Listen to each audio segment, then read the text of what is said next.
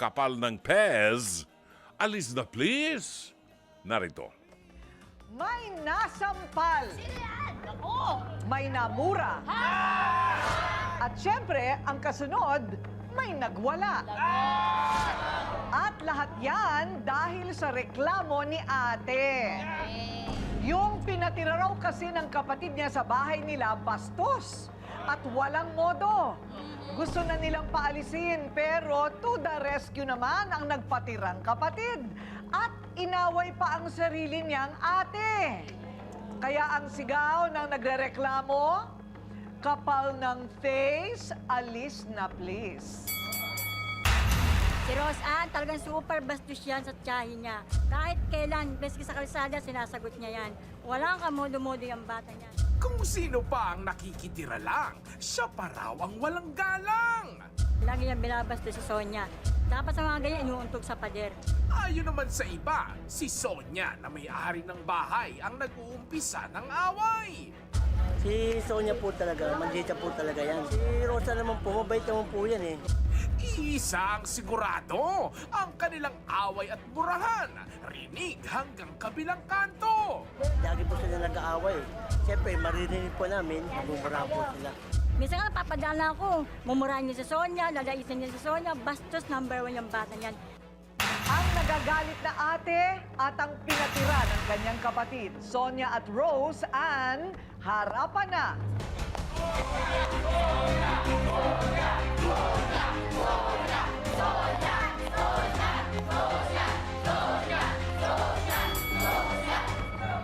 Sonia, ano ang problema? Ang problema ko po, ma'am, itong kapatid kong magaling, nagpatira ng ibang tao. Bakit po nagpatira? Matagal po kasi siyang nawala, 3 taon. Sa amin wala siyang pasabi, wala siyang paramdam, kung saan nagpunta. Tapos ba, mga ilang tulang January po, may dumating na babae. Pero itong babae na po nito, nakita ko na po minsan na nagkasama po na kapatid ko na nagpunta sa bahay namin. Namukhaan ko lang po siya pero hindi naman po madalas na nagpupunta. Kaya sabi ko, bakit nagpatira ka nang walang paabiso man lang? Buhay pang nanay ko, ang tatay ko, bakit nagpatira ka? Bakit nga ba daw? Kasi raw po, baka angkinin ko na po yung kwarto niya. Kasi matagal na raw po siya nawawala sa kwarto eh. Oh. Doon sa bahay namin eh. Paano naman paano hindi naman po namin gagawin yung paano naman wala pang pasabi? Kung ano nangyari sa kanya. So wala itong kinalaman sa naaawa siya doon o ano, inaangkin lang niya yung kwarto. Opo, nung pinapaalis ko na po itong sa Roseanne ba, nagagalit na.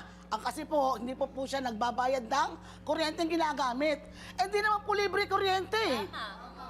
Ganun ba yun? Opo, hindi libre ang kuryente, tsaka hayahay po siyang gumamit ng kuryente. Una lang po, siya lang po mag-isa.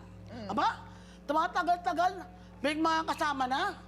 Tapos, kasi dingding lang po ang pagitan namin, mayroon ang ingay. Siyempre, may mga apo po akong maliliit, may mga anak din po ako, mga nag-aaral. Bakit ang ingay-ingay naman itong mga kasama nito? Hindi ko po masyadong kinausap.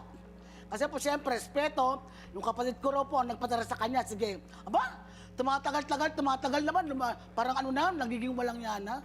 Lumalaki na ang ulo. Dinadaan-daanan na lang po kami. Wala namang pasintabi, dumadaan-daanan lang. Parang lagi nakataas ang kilay niya, kala mo, lagi siyang sisingilin, aawayin, hihingan. Ayun po ang pakiramdam ko sa kay Roseanne. Kaya sabi ko, kaya nagalit po ako sa kanya. Sa galit ko, galit ko sa kanya, nakimkim ko ng ilang buwan, sumasagot-sagot siya, lalo na sa bayaran ng kuryente. Ano? Bakit ako mag-aambag sa'yo? Sabi ni Marisa, nagpatira sa akin Marisa rito, wala raw po akong babayaran. Ha? Wala kang babayaran? Paano yung kuryente ginagamit mo? Hindi naman libre. Ang mahal ng kuryente ngayon eh. Dapat, kung ano pa sinasabi niya sa akin, basta talaga magsalita, nasampal ko po siya. Ay!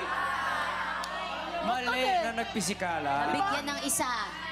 Bastos po siya magsasagot eh.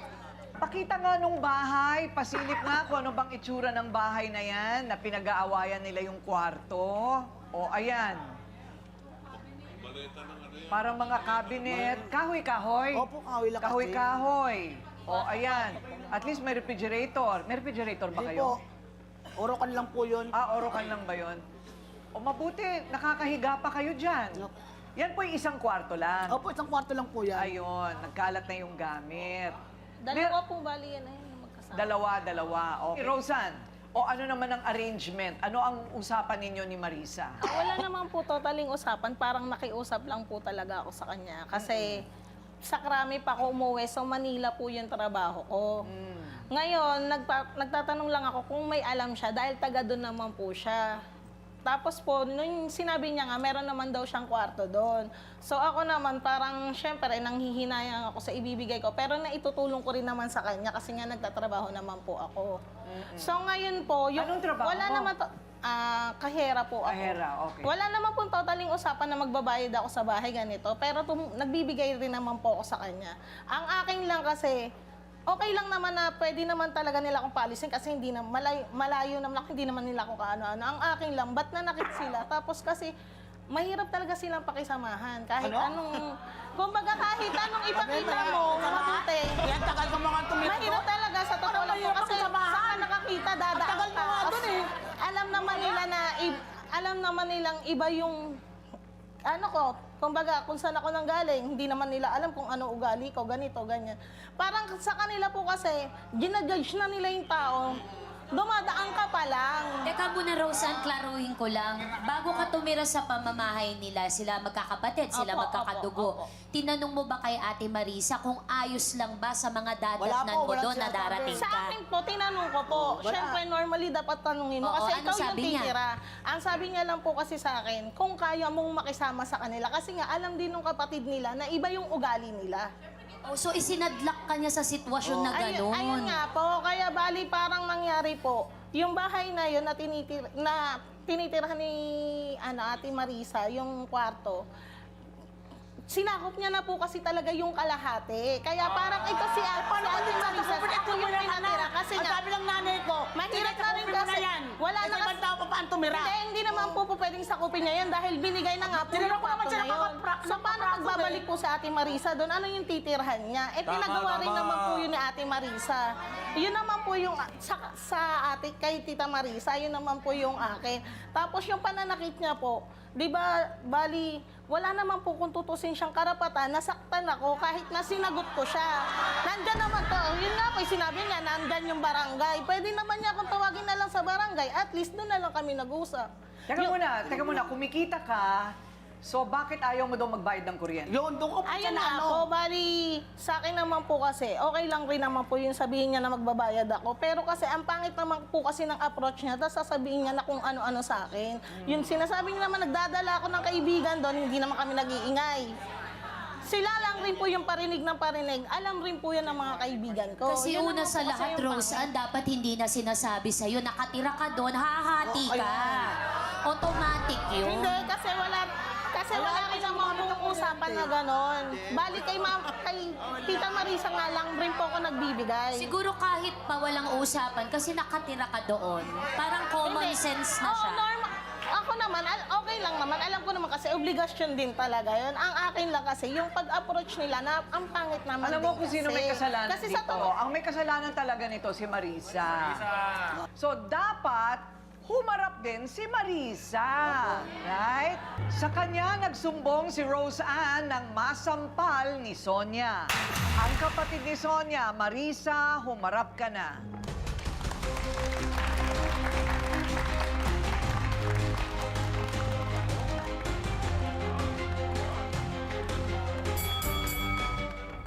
Bakit ka umalis ng bahay? Umalis po kasi ako, iba po kasi mga ugali nila. Kahit Kahit makatugo ko po sila, hindi po maganda ginagawa nila. Kumakain po sila ako, wala akong pagkain. Oh? Magkakatabi po kami na kwarto. Alam po nilang PWD ako, labandera lang po ako. Kumakain po sila, di ba lang ako inaalok? Teka muna, bakit ka PWD? Nadisgrasya po ako. Ito po, ano po, tabali po to. Ito po, ano, Ay, bali. Oh. dislocate po to. Paano ka naglalaban ng bali ang kamay mo? Hindi, minsan washing po, tapos banlo lang po. Oh. Tapos 300. Minsan pag konti po, 200. Okay. Washing lang naman po, tapos banlaw lang po. Ayun. Okay, so umalis ka, di ba? Umalis po na dahil masama po loob ko sa kanila eh. Kahit po magkakasama po kami sa ibang bahay, kumakain po sila. Alam naman nila wala pong pinagkikitaan, hindi po nila ako binibigyan ng pagkain. Ate Kasi Marisa. sarado ko na lang po yung pinto. Hindi ka binibigyan ng pagkain. Talaga Si nanay tsaka si tatay, hindi ka binibigyan. Pag may ayuda yung dalawang matanda, kasama ka sa Oh, ayuda. bibigyan ako ng 50 Binibigyan ka eh. pesos. Siyempre, magbibigyan ka ng sobra-sobra Kailan kasi. ba yun? Ang pagkain. Every 3 months, 50 pesos. Sobra. Every 3 months. Ako lang, pinapakain din ako ng asawa ko. Ano ko binibigyan sa'yo? Hindi pa ako sa kanila. O sige, sinasabi ko na nga ba, kailangan ganito naman, magra-rap na naman tayo, dito tayo.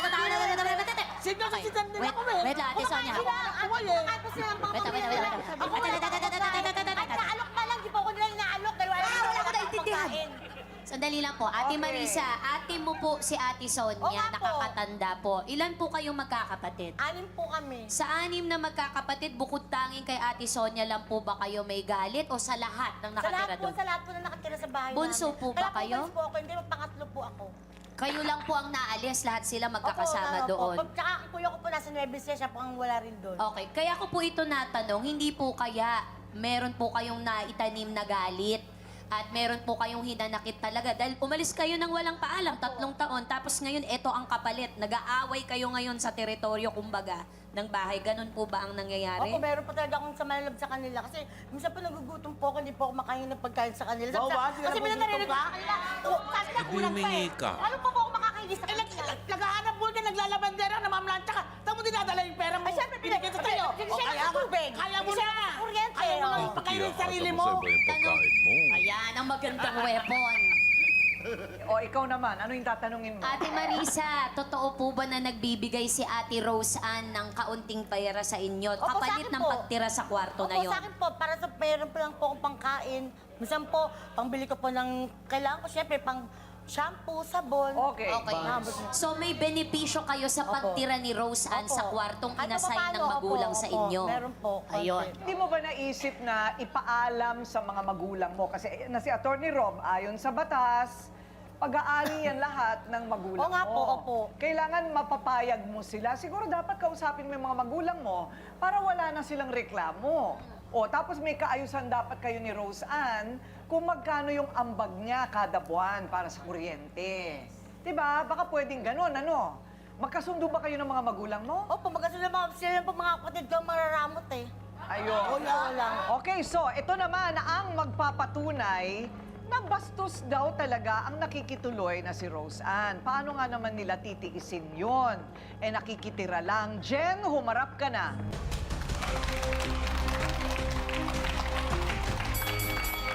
Dito to yung sinasabi mo. Salbahe ka talaga.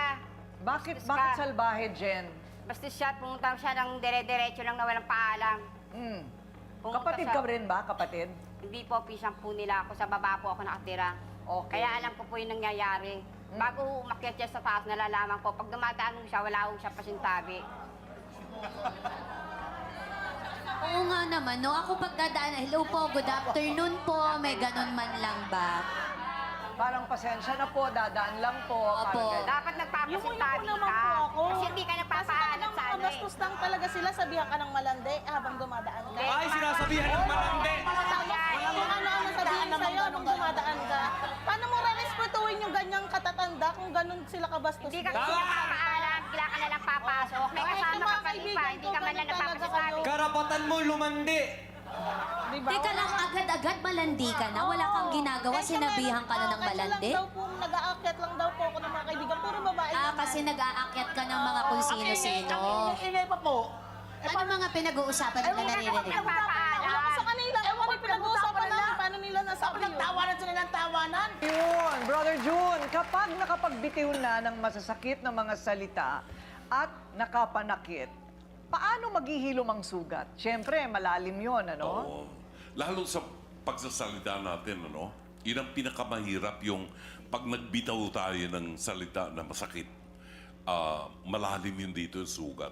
Ang solution lang dyan, yung humility, kababaang loob, paghingi ng tawad doon sa nagawa natin, no? Whether masarap pakinggan or hindi, mahalaga yung inaamin natin yung kasalanan. Okay. Sinabi na ni Attorney Rob ang property ay sa mga magulang nyo. Pag natsugi ang magulang nyo, tsaka lang kayo magkakaroon ng mana. Kay Roseanne, nakita mo na you're not welcome in the premises. Pinakamaganda niyan, humanap ka ng ibang maupahan mo. No? At umupa ka. Kasi walang libre ngayon, sabi nga ni Ate Kuring. And it reminds me sa ating mga anak, tungkulin natin na ipadama sa mga magulang natin na mahal natin sila kahit may pera o wala, may mamanahin o wala. Correct. Mga kapatid, ito po si Brother June Banaag. Dito tayo sa totoo. Dito tayo sa True FM. Mag-subscribe at i-follow ang mga social media accounts at True Network PH sa FB, Instagram, X, YouTube, TikTok, and podcast.